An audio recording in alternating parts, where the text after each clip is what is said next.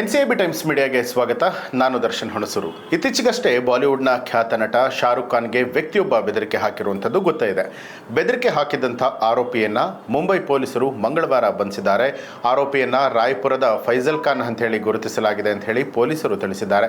ಇತ್ತೀಚೆಗಷ್ಟೇ ಮುಂಬೈ ಪೊಲೀಸರಿಗೆ ಕರೆ ಮಾಡಿದಂತಹ ವ್ಯಕ್ತಿಯೊಬ್ಬ ಶಾರುಖ್ ಖಾನ್ 50 ಲಕ್ಷ ಕೊಡದೇ ಇದ್ರೆ ಅವರಿಗೆ ತೊಂದರೆ ಆಗುತ್ತೆ ಅಂತ ಹೇಳಿದ್ದ. ಇದರಿಂದ ಎಚ್ಚೆತ್ತಂತಹ ಪೊಲೀಸರು ಪ್ರಕರಣವನ್ನು ದಾಖಲಿಸಿಕೊಂಡು ತನಿಖೆಯನ್ನು ಆರಂಭಿಸಿದರು.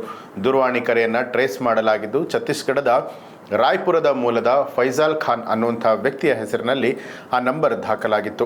ಪೊಲೀಸರು ಮಂಗಳವಾರ ಛತ್ತೀಸ್ಗಢಕ್ಕೆ ತೆರಳಿ ಅಲ್ಲಿ ಖಾನ್ನನ್ನು ಬಂಧಿಸಿದ್ದಾರೆ. ಕಳೆದ ವರ್ಷ ಅಕ್ಟೋಬರ್ನಲ್ಲೂ ಕೂಡ ಶಾರುಖ್ ಖಾನ್ಗೆ ಇದೇ ರೀತಿ ಜೀವ ಬೆದರಿಕೆ ಬಂದಿತ್ತು.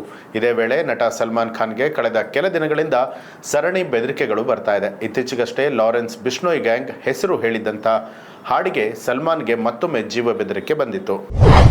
ಮಲೆನಾಡು ಗ್ರಾಮಗಳಲ್ಲಿ ಕಾಡಾನೆಗಳ ಹಾವಳಿ ಮಿತಿಮೀರಿದ್ದು ಮುನ್ನೆಚ್ಚರಿಕಾ ಕ್ರಮವಾಗಿ 11 ಗ್ರಾಮಗಳಲ್ಲಿ ನಿಷೇಧಾಜ್ಞೆ ಹೇರಿ ಜಿಲ್ಲಾಡಳಿತ ಆದೇಶವನ್ನು ಹೊರಡಿಸಿತು. ಗ್ರಾಮ ಪಂಚಾಯಿತಿ ವ್ಯಾಪ್ತಿಯ ಶಾಲಾ ಕಾಲೇಜುಗಳಿಗೆ ರಜೆ ಘೋಷಣೆ ಮಾಡಲಾಗಿತ್ತು. ಚಿಕ್ಕಮಗಳೂರು ತಾಲೂಕಿನ ವಸ್ತಾರೆ, ಮುಕ್ತಿಹಳ್ಳಿ ಗ್ರಾಮ ಪಂಚಾಯಿತಿ ವ್ಯಾಪ್ತಿಯ ಗ್ರಾಮಗಳಲ್ಲಿ ನಿಷೇಧಾಜ್ಞೆ ಹೇರಲಾಗಿತ್ತು. 13 ಗ್ರಾಮಗಳಲ್ಲಿ ಆದೇಶವನ್ನು ಜಾರಿಗೊಳಿಸಲಾಗಿದೆ.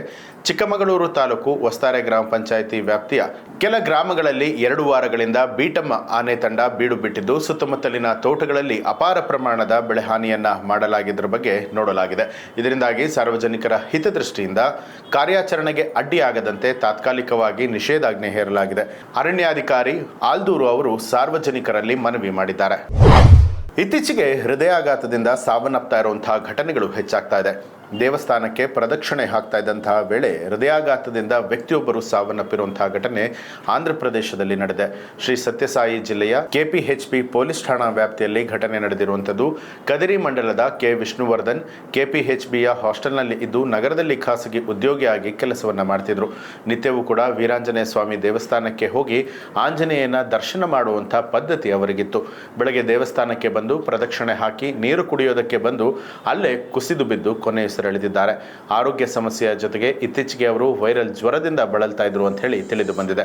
ಪೊಲೀಸರು ಮರಣೋತ್ತರ ಪರೀಕ್ಷೆಯ ನಂತರ ಶವವನ್ನು ಕುಟುಂಬಸ್ಥರಿಗೆ ಹಸ್ತಾಂತರಿಸಿದ್ದಾರೆ.